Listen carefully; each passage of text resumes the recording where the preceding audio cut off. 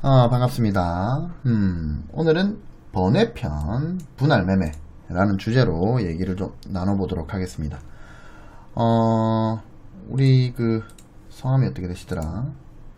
여기 송지훈님 맞죠? 송지훈님께서 일주일 전에 첫 강의부터 지금까지 재밌게 듣고 있습니다. 항상 감사합니다. 앞에 보니까 질문의 답변을 방송으로 올려주셨던데 저도 한 가지 부탁이라면 분할 매수와 그죠? 분할 매도에 대한 강의도 듣고 싶습니다. 이렇게 질문을 주셨어요. 그래서 지난 시간 저번에는 우리 성함이 어떻게 되시죠? 김종엽님인가? 김종엽님의 질문에 대한 답변을 한다고 제가 원래는 지난주 목요일에 올린다고 했었는데 놀았습니다. 네. 그래서 오늘 올립니다. 그래서 분할 매수와 분할 매도에 대한 강의라고 이렇게 올려주셨는데, 이거를 강의라고 하기까지 좀 그렇고, 어떤 이론이 아니니까요. 제가 여러분들께 일목균형표나 다른 보조지표 같은 경우에, 차트 같은 경우에는, 그거를 만드신 분의 이론이 있기 때문에, 그거는 제가 강의라는 이름으로 나가지만, 요거는 이제 제 생각입니다. 그렇기 때문에 여러분들이 들으시고, 괜찮다 싶으면은 취하시고 아니다 싶으시면 파하시면 됩니다. 일단은 분할 매수와 분할 매도 그죠? 이거는 물어보셨는데 일단 분할 매도는 그러니까 분할 매도는 솔직히 말해가지고 제 생각을 여러분들께 말씀드리기가 조금 두렵습니다. 왜냐면 원래 투자라는 게 매수가 중요한 게 아니에요. 매도가 중요하거든요. 시골의사 박경철님께서 그런 말을 하셨어요. 투자라는 거는 언제 매도할 것인지에 대한 자기 자신과의 고독한 싸움이다. 이렇게 말씀을 하셨거든요. 그러니까 매수는 중요하지 않아요. 어디서 매수를 했든지 간에 중요하지 않습니다. 매수는 얼마든지 전략적으로 가져갈 수 있어요. 하지만 매도는 진짜 모르는 영역, 미래의 영역, 그죠? 거의 카오스 영역이죠. 그렇기 때문에 이 매도를 어떤 포인트에서 해야 된다고 말하는 거는 자칫 잘못하면 건방지고 또 그러면 제가 거의 모르겠습니다. 저는 이제 매도하는 방법이 있긴 한데 저도 매도를 하고 나서 더 급등하는 경우도 있고 매도를 하고 나서 쭉 떨어지는 경우도 있어요. 그렇기 때문에 요 매도에 대해서는 조금 제가 생각을 해보고 말씀을 드릴지 말지를 결정을 하고 일단 오늘은 분할 매수에 대해서만 설명을 좀 드리도록 하겠습니다. 자, 분할 매수란 무엇인가 부터 얘기를 드려야 되겠네요. 분할 매수는 잠시만요. 힘들이 없지? 분할 매수는 일단 사전적 의미가 뭔지를 아셔야 돼요. 사전적 의미. 분할 매수의 진짜 의미가 뭔가? 이렇게 나옵니다. 많은 분량의 특정 종목 주식을 점진적으로 매수해 나가는 것을 말한다. 이렇게 나옵니다. 자, 많은 분량의 특정 종목 주식을 점진적으로 매수해 나가는 것을 말한다. 이게 사전적 의미입니다. 자, 요렇게 생각하시는 분들이 많아요. 분할 매수와 물타기죠, 물타기. 오늘 같은 거다? 이 과연 같은 말일까요? 같은 거라고 생각하시는 분들도 있습니다. 어차피 물타기도 여기서 사가지고 예를 들어서 여기서 물리면 밑에서 또 사고 또 사고 또 사고 해가지고 평단을 낮춘 다음에 반등하면 빠져나오는 이것도 이 분할해서 사는 거니까 분할 매수지 않는가 이렇게 말씀하시는 분들이 있어요. 최소한 주식하는 사람이 분할 매수와 물타기가 같다라고 생각을 하면 그분은 절대 주식하시면 안 됩니다. 절대 같은 말이 아니에요. 분할 매수는 많은 분량의 특정 종목 주식을 점진적으로 매수해 나가는 것을 말한다. 물려서 평단을 낮춘다는 말이 있습니까? 없죠? 분할 매수와 물타기는 전혀 같은 말이 아닙니다. 이유는 이렇습니다. 분할 매수는 이미 어떻게 매수할 것인지를 계획하는 행위고 계획된 상태에서 매수를 하는 행위라는 얘기입니다. 물타기는 이 물타기는 계획하지 않은 상태에서 그러니까 계획하지 않은 상태 내가 예측하지 못한 상태에 빠졌을 때 하는 행위인 거예요. 그러니까 분할 매수는 내가 이미 다 생각을 하고 계획을 다 짜놨고 이렇게 됐을 경우에 어떻게 할 것이다 라는 대응적인 그런 판단이 다 들어가 있는 매수인데, 물타기는 전혀 대응이 아닙니다. 이거는 그냥 물린 거예요. 똥입니다. 똥. 그래서 분할 매수와 물타기는 전혀 다른 거다.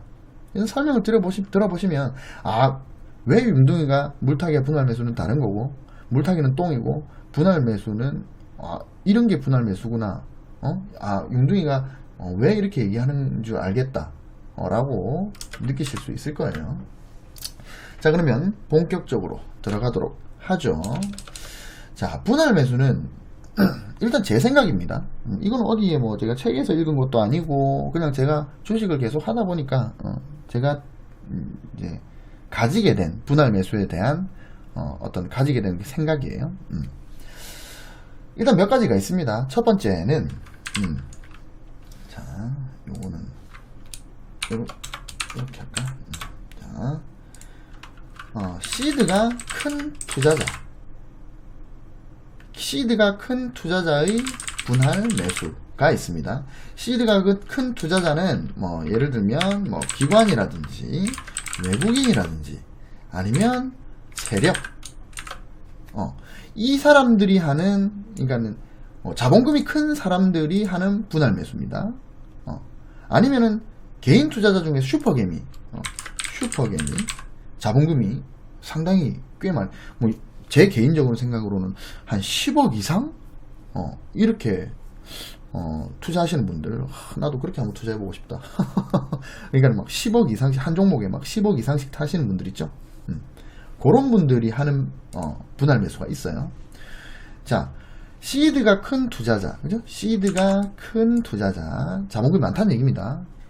이 투자자가 이제 거래 대금이죠. 거래 대금. 그러니까 하루에 1일에 거래되는 금액, 이 거래 대금이 적은 주식에 투자하는 경우에 물량을 한 번에 모으는데 한계가 있습니다. 호가가 이렇게 있으면, 자, 뭐 이렇게 걸려있다고 칩시다. 여기가 현재가예요. 그리고 여기 호가가 막 걸려있습니다. 이렇게 걸려있고 여기도 막 걸려있겠죠. 걸려있는데, 예를 들어서 이제 시드가 큰 투자자니까 내가 예를 들어 한 10억치 매수를 할 거다. 이 A 종목을 10억치 매수를 할 건데, 지금 현재가에 걸려있는 게 한 1억치밖에 안 돼요. 바로 위 호가에도 뭐 한 1억치밖에 안 걸려 있어요. 여기는 한 2억치 걸려 있고, 여기는 한 3억치 걸려 있고, 그 다음에 여기는 한 3억치 걸려 있어요. 그럼 이 호가에서 이만큼을 다 사야 10억치를 살 수 있는 겁니다. 그죠? 근데 이 시드가 큰 투자자가 미쳤다고 이거를 가격을 올리면서, 그러니까 물론 이제 경우에 따라서 달라요. 근데 이제 물량을 모으기 위한 매수란 말이에요. 그러니까 이제 세력이라든지 기관 외국인이 물량을 모으는 매수가 있고 가격을 띄우는 매수가 있습니다. 가격을 띄우는 매수는 이 개미 물량을 전부 다 먹어 치우면서 가격을 상승시키는 거죠. 근데 이 가격을 상승시키는 매수를 하기 위해서는 이 기관이나 세력, 외국인들이 어느 정도 물량을 모아놔야 된다는 거예요.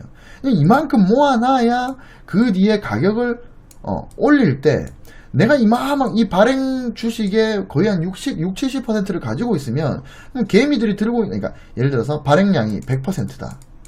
근데 뭐 대주주나 절대 안 파는 사람들 있죠. 기업인들은.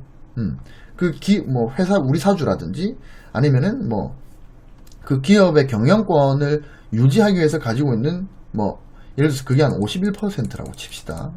이건 이제 그 경영자가 들고 있는 거예요. 뭐 그렇다면 이제 시장에 유통되는 게 49%인데, 근데 세력이 한 30%를 가지고 있으면, 다 물량을 모았다면, 그러면은 나머지 개인 투자자가 가지고 있는 게 19%밖에 안 된다는 얘기죠.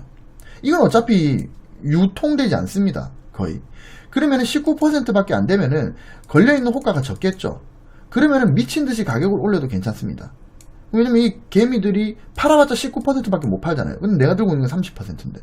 그리고 이거를 물량을 받아내면 받아낼수록 이제, 하나의 뭐 세력, 아니면 뭐 여러 개의 연합 세력, 아니면 기관 외국인이 이걸 다, 유통량을 다 들고 있는 게 되기 때문에 그 다음부터는 뭐 어디까지 올리든 간에 지 맘대로 올릴 수 있죠. 그래서 매수는 가격을 올리는 매수가 있고 물량을 모으는 매수가 있는데, 지금 제가 말씀드리는 이 분할 매수에서 CD가 큰 투자자를 설명을 할 때 이 매수는 모으는 매수를 말하는 겁니다. 그럼 모으는 매수는 절대 호가를 쳐올리면서 매수를 하지 않아요. 미친 짓이죠. 아직 내가 물량을 10%밖에 못 모았는데, 그럼 나머지 개인 투자자가 40%를 가지고 있는데 내가 가격을 올리면 어떻게 돼요? 40% 가지고 있는 개인 투자자가 뭐 어이씨구나 본전왔네 그러면서 막 계속 매도를 할 거 아니에요. 그럼 비싼 가격에서 계속 받아야 되잖아요. 그죠? 어떤 미련한 외국인 기관 세력이 높은 가격에서 물량을 모으겠습니까? 그죠? 최대한 낮은 가격에서 모으고 싶단 말이에요. 티 안 나게. 그래서 호가가 이렇게 있으면 쳐올리면서 가격을 쳐올리면서 매수를 하지 못합니다.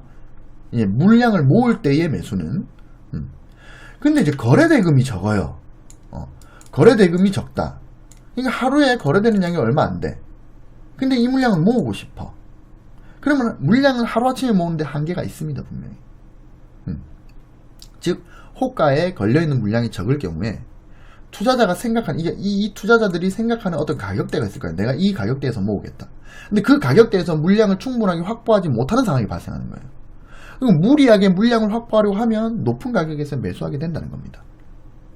그리고 또 내가 거래대금이 얼마 없는 종목에서, 예를 들어서 내가 대형 투자자인데 슈퍼게임인데 이거를 쫙 매수를 해버리면은 다른 개인 투자자들한테 노출이 되죠.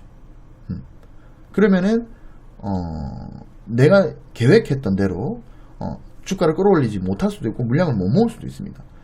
그런 피해가 발생할 수도 있습니다. 이거 어디까지나 시드가 무지막지하게 큰 투자자의 경우입니다. 이때 투자자는 물량 확보를 어떻게 하냐면 이 본인들이 생각하는 밴드 내에서 나눠서 매수를 합니다. 예를 들면 이런 거예요. 자, 가격이 이렇게 하락을 했습니다. 그죠? 그러면 이 자리에서 예를 들어서 어떤 세력이 들어왔다고 칩시다. 이 가격대에서 샀어요. 그래서 가격이 요만큼 올렸는데 절대 안 올립니다. 물량을 아직 다 못 모았기 때문에. 그럼 이제 이 세력이 요만큼 올렸는데 뭐 개미들이 팔았겠죠. 그럼 세력이 사고, 근데 세력이 더 이상 쳐올리진 않아요. 왜냐면 아직도 개미들이 들고 있는 양이 많으니까. 그러면 어떻게 됩니까? 세력이 사고 나서 가만히 있으면은 또 가격이 떨어지게 돼 있습니다. 개미들끼리 매매를 하면 무조건 가격이 떨어져요. 그러니까 세력이 개입하지 않으면, 세력이나 외국인 기관이 개입하지 않으면. 세력 중에서는 외국인도 있고 기관도 있고 개인도 있습니다. 물론. 그래서 세력이, 이 주포가 개입하지 않으면 가격이 떨어지게 돼 있습니다. 그럼 가격이 이 정도 떨어졌을 때 그럼 뭡니까? 이 세력이 여기 받았던 원래 가격, 그 특정 밴드 안에 들어왔죠, 지금 가격이. 그럼 여기서 또 사는 겁니다. 그럼 또 가격이 올라가겠죠, 요만큼. 그리고 사고 나서, 모으고 나서 그냥 또 가만히 놔둬요. 그럼 가격이 이렇게 되는 겁니다. 그럼 여기서 또 사고, 또 가격이 이렇게 되고, 또 사고. 그럼 뭐가 됩니까? 렉탱글 패턴이 되는 거예요, 이렇게. 이 사각형. 이렇게 렉탱글 패턴이 되는 겁니다. 그래서 장기적으로 큰 박스권을 그리면서 여기서 물량을 모아 나가는 겁니다. 그러다가 이제 이 시드가 큰 투자자가 어느 정도 물량을 유통되는 양의 많은 부분의 물량을 모았다라고 자기들이 스스로 판단이 되면 이때부터는 어떻게 한다? 가격을 쳐올리기 시작하는 거죠. 이때 날아가는 겁니다. 이게 이제 우리 주식 단태님께서 항상 설명하시는 이 밥그릇 패턴이라는 거예요. 세력은 여기서 모은다는 거죠. 그럼 세력이 가격을 띄울 때 들어가자는 게 주식 단태님의 지론이죠. 맞는 말입니다. 저는 이거를 예전에 원형 패턴, 원형 바텀 패턴에서 요 자리가 플랫폼이라고 그랬습니다. 기억 안 나시는 분은 옛날 강의 보시면 돼요. 원형 바닥형 패턴 공부할 때 제가 얘기했습니다. 여기가 플랫폼이다. 요 자리에 들어가야 된다. 뭐 하여튼 그래서 요 자리에서 물량을 모아 나가는 거. 근데 한 방에 안 모으죠. 분할해서 모은다는 겁니다. 요거는 시드가 큰 투자자가 하는 분할 매수입니다. 즉 본인들이 생각하는 어떤 특정 밴드 내에서 나눠서 매수를 합니다. 이렇게 할 경우에는 물량을 모으는데 시간은 물론 좀 걸리지만 목표한 물량을 티나지 않게 매수할 수 있습니다. 그리고 이후 상승을 성공시켰을 때 엄청나게 큰 수익을 얻을 수 있습니다. 왜냐하면 평단이 이 자리잖아요. 그죠? 이렇게 모았다면 평단이 여기잖아요. 그러면 요만큼 올랐을 때 요만큼밖에 수익률이 안 나죠. 근데 요 자리에서 계속 모았기 때문에 수익률이 큰 겁니다. 특히 특정 이제 세력의 경우에는 특정 라인을 받치면서 물량을 모아가는 모습이 자주 보입니다. 이런 것들이 충분한 물량을 모으기 위한 분할 매수 방법이에요. 이런 차트를 한번 찾아봅시다. 이런 거는 보통 잡주에서 많이 나오거든요. 잡주를 한번 봅시다. 오늘 장이 초반에 좋았다가 좀 안 좋아가지고 잡주를 한번 봅시다. 이건 아니고 이런 거는 아닌 케이스고, 찾아보면 나오겠지. 잡주를 한번 찾아보도록 합시다.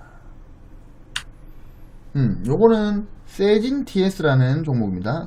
세진 TS란다. 세진 TS. 자, 세진 TS 보시면 요런 구간이 세력이 물량을 모았다라고 저는 봐요. 짧게 모아서 쳐올린 거죠. 그 주식단태님이 항상 말씀하시는 이거 밥그릇, 작은 밥그릇 패턴입니다. 요건 일봉이고요. 보시면 여기에 그 윗꼬리가 긴 영망치형이 보이죠? 이게 윗꼬리가, 그러니까 지금 요만큼을 지금 보시면 윗꼬리가 길게 나타나는 게 있습니다. 요런 거. 요런 거를 이제 여러분 잘 생각해 보세요. 가격이 여기서 시작했어. 여기서 시작했는데 2까지 올렸단 말이에요. 근데 다시 오후에는 쭉 빠져갖고 여기서 마무리가 됐습니다. 이거는 여기가 저가권이기 때문에, 그죠? 바닥권이잖아요. 가격이 하락을 해서 저가권이잖아요. 그럼 이 바닥권에서 가격을 쭉 쳐올랐다가 가격이 다시 오후에 쭉 빠진 거는요, 그러면 그날 하루 동안에 여기 호가에 이만큼 걸려있는 물량을 누가 쫙 사가지고 올린 다음에 그 다음에 거래를 딱 안 해버린 거예요. 그러니까 쭉 빠지죠. 저는 이런 걸 세력이 들어왔다고 보거든요. 그러니까 가격이 시작을 해서 윗꼬리를, 그러니까 무조건 이거는 바닥권에서 이런 모습이 나와야 됩니다. 특히 이렇게 어떤 박스권이 나올 때, 요런 바닥에서 어떤 받치는 그런 모양새가 나올 때, 이때 윗꼬리가 엄청나게 긴 이런 영망치형이 나오면 요거는 저는 세력이 모았다고 저는 이제 보는 거예요. 잡주에서 이런 모습이 자주 나옵니다. 그럼 이제 가격이 이렇게 하락을 했어요. 하락을 했는데 특정 라인에서 이제 이렇게 윗꼬리가 나오면서 물량을 뭐 여기서도 조금, 여기서는 많이, 여기서도 조금, 뭐 거래량, 여기 거래량이 많네. 그러니까 여기서 엄청나게 많이 모았고 여기서도 엄청나게 많이 모았죠. 그리고 나서 여기서 빵 쳐 올리는 거죠. 그죠? 그래서 여기서 아마 분할 매도를 했지 않았을까. 세력이 이제 이만큼 모은 물량을 여기서 매도를 하니까 가격이 떨어지는 거죠. 요렇게 빠지지 않았을까. 이제 지난 차트니까 이제 편하게 보는 겁니다. 그러니까 요런 분할 매수, 요런 거. 특히 이거는 이제 아까도 다시 말씀드리지만, 아까도 말씀드렸지만, 어떤 바닥권에서 이렇게 특정 라인에서 받치면서 물량을 이렇게 모아가는 행위.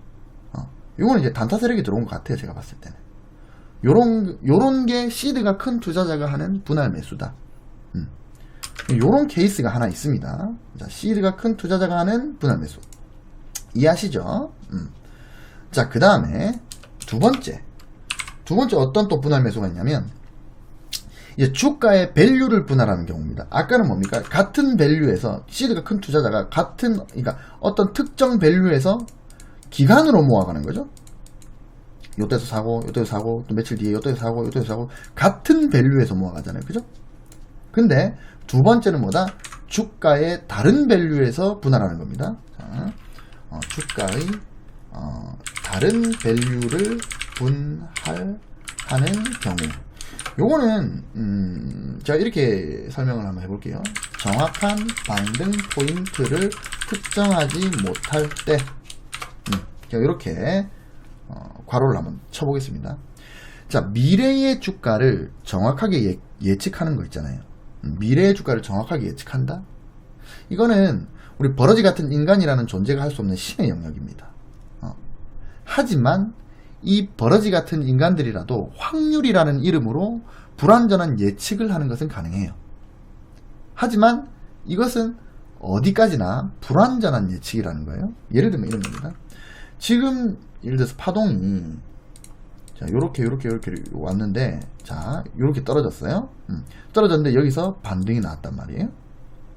반등이 나왔는데 이 주가가 앞으로 이만큼 오를 것이다 라고는 절대 우리가 예측할 수 없습니다.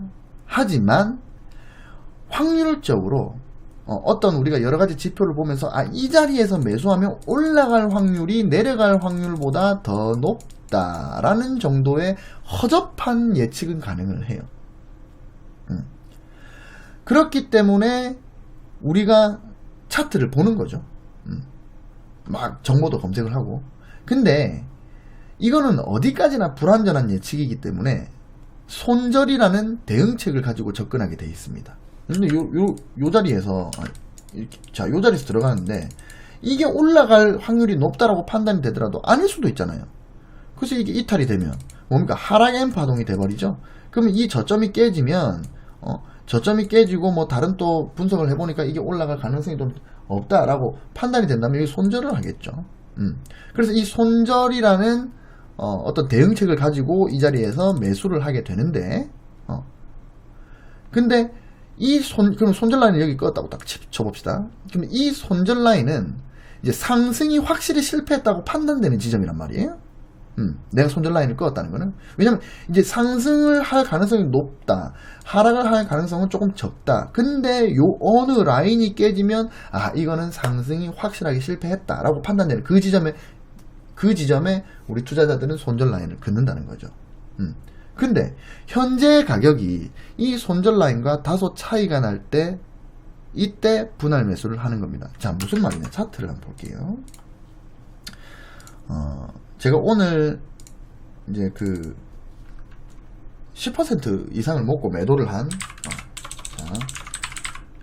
파라다이스라는 오늘 매도했는데 더 오르려나? 아침에 잘 오르길래 매도를 했거든요.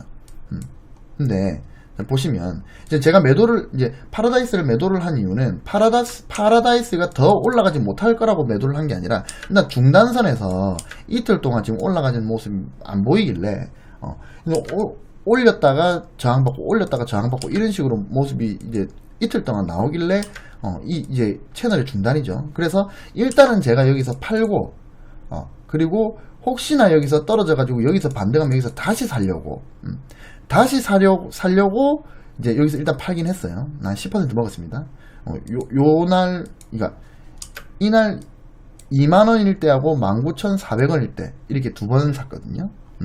근데 이렇게 해가지고 요만큼에 한 10% 먹었어요. 요 위에서 팔았거든요. 근데 이제 중요한 건 뭐냐면 자, 이 참 설명이 좋네. 보시면 제가 이제 이렇게 끊어놨어요. 저는 보통 이럴 경우는 3단 분할을 합니다. 이게 뭐냐면 제가 이제 주가의 밸류를 분할하는 경우에요. 자, 제가 요날 이렇게 됐었어요. 전일이 종가가 이렇게 끝났었습니다. 근데 저는 이제 요게 보니까 이게 저항이죠. 3포인트가 나왔다, 그죠? 그래서 이 3포인트를 중심으로 하단에 채널을 끄는 거예요. 보통은 상승 채널을 끌 때 하단을 끊고 나서 하단의 그 지지를 끊고 나서 그 다음에 평행한 상단을 긋죠. 그러면은 채널이 틀릴 가능성이 높아요. 저는 그래서 하단에서도 한번 끄어보고 상단에서도 한번 끄어봅니다. 그리고 최대한 보수적으로, 이건 나중에 한번 더 설명을 드릴게요. 이건 꿀팁이긴 한데. 여튼 그래서 여기서 저항이 나왔기 때문에, 이 3포인트가 나왔기 때문에 요거랑 평행한 채널을 그은 거예요. 근데 정확하게 그 채널에서 반등하는 모습이 나왔습니다. 그리고 다음날 이제 전일에 음봉을 완전히 뛰어넘는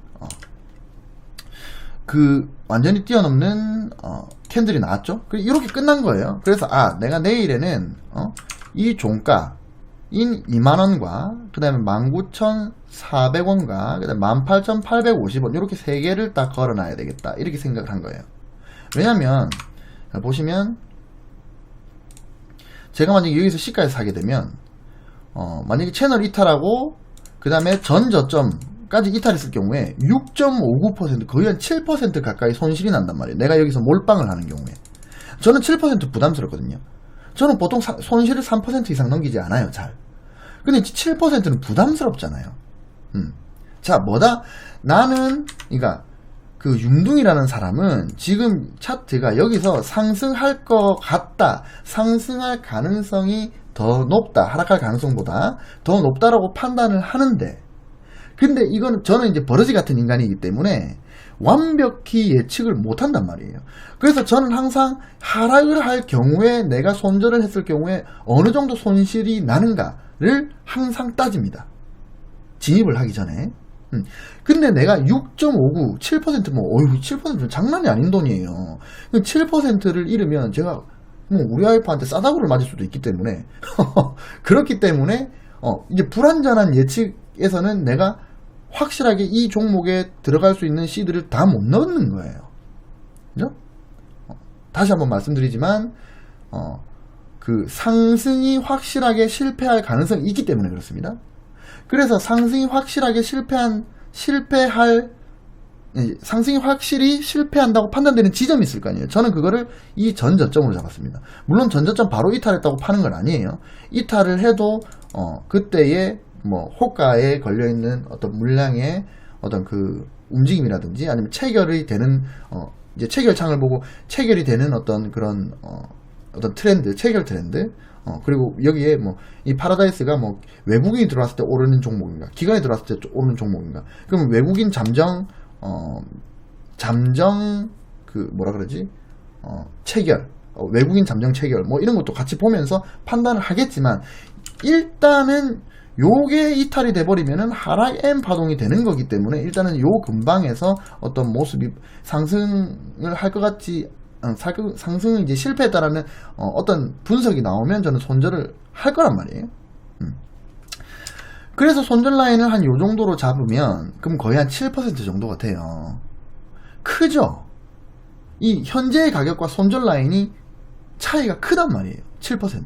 이제 제 기준에서. 그러면은 이제 저 같은 이 버러지 같은 인간은 이렇게 생각을 하는 거예요. 아, 이 종목은 상승할 확률이 높은 것 같아. 그리고 지금 있는 이 지점 2만원이죠. 이 지점이 최적의 매수가가 될 가능성이 높다라고 생각을 해.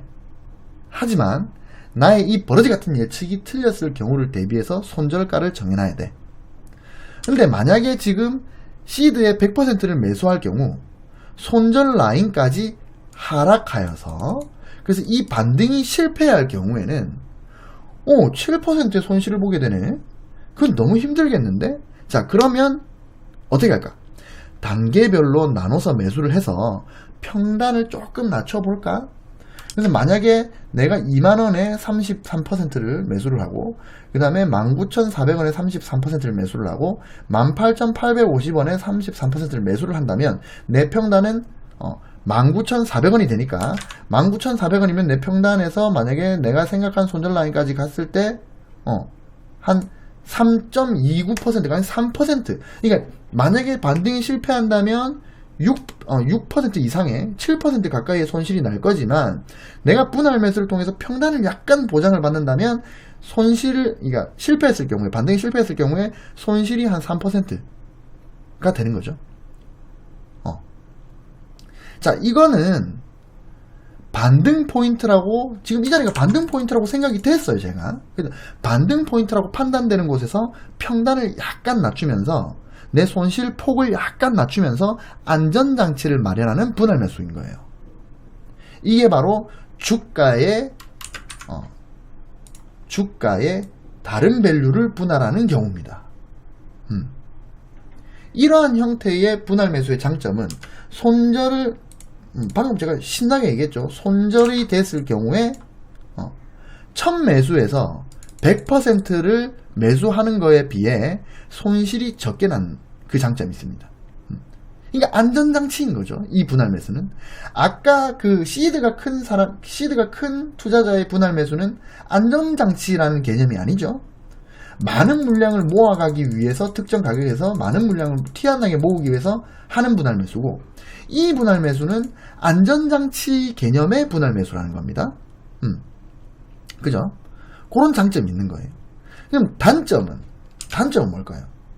이 인간의 버러지 같은 주가 예측이 맞았을 경우에, 상승을 했을 경우에, 그때는 첫 매수에 시드 100%가 들어갔으면 그 100%에 들어간 돈에 대한 수익률을 얻게 되는 건데, 근데 나는 요렇게 나눴는데, 근데 두 번째, 세 번째 매수가에 오지 않고 여기서 바로 상승을 했기 때문에 나는 투자된 금액이 원래 내가 사려고 했던 금액의 33%밖에 안 들어갔다는 거예요.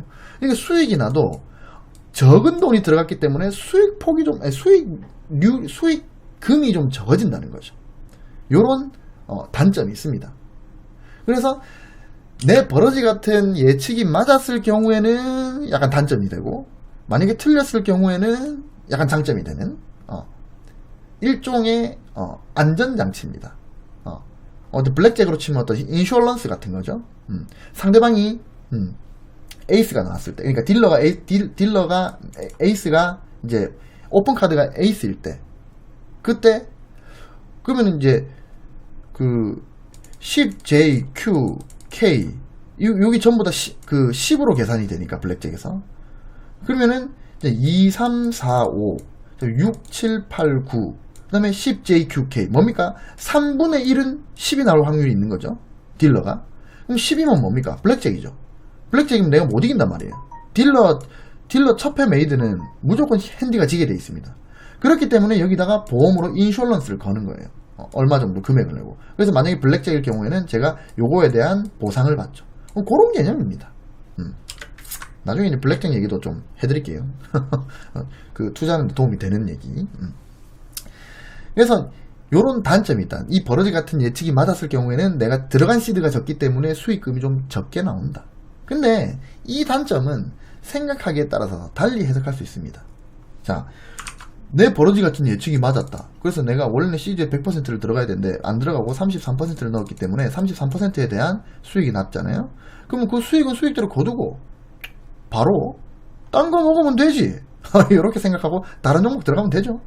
그렇기 때문에 이 단점은 뭐 크지 않다, 저는 그렇게 생각을 합니다. 저는 이런 방법으로 첫 매수를 많이 합니다. 보통 이런 방법으로 첫 매수를 해요. 그리고 저 같은 경우에는 좀 이따가 또 말씀을 드릴 거지만, 요 분할 매수, 이 분할 매수에서 예를 들어서 하나나 두 개만 걸리고 올라갔다.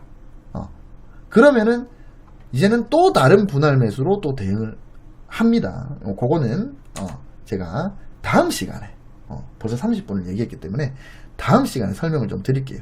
그래서 오늘은 분할 매수 중에서 시드가 큰 투자자의 분할 매수와, 그 다음에 이거 없어졌네. 이거 주가의, 아까 제가 뭐라 그랬죠?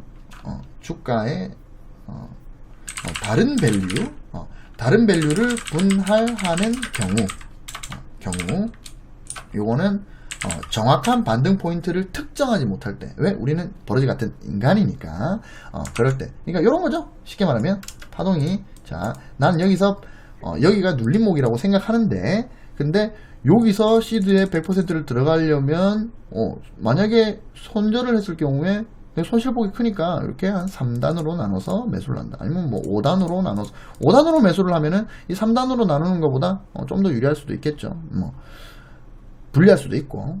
왜냐면 바로 올라갔을 경우에는 3단으로 매수하는 것보다 더 적은 돈만 딱 걸리고 올라가게 되니까, 그죠? 여러 가지 장단점이 있습니다. 그래서 내가 정확하게 이 반등 포인트가 100% 확신하지 못하기 때문에 하는 분할 매수 방법입니다.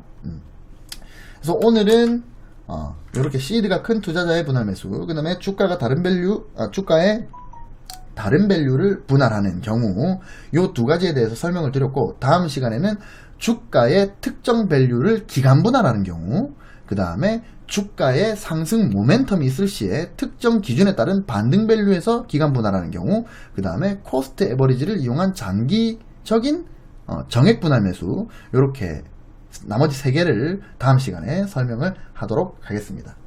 여튼 요거는 배워 놓으시면 좋아요. 제가 전부 다 그러니까 앞에 시드가 큰 투자자의 분할 매수 빼고는 나머지 4개, 이게 2번인데 오늘 2번까지 설명했는데 3번, 4번, 5번이 더 있어요.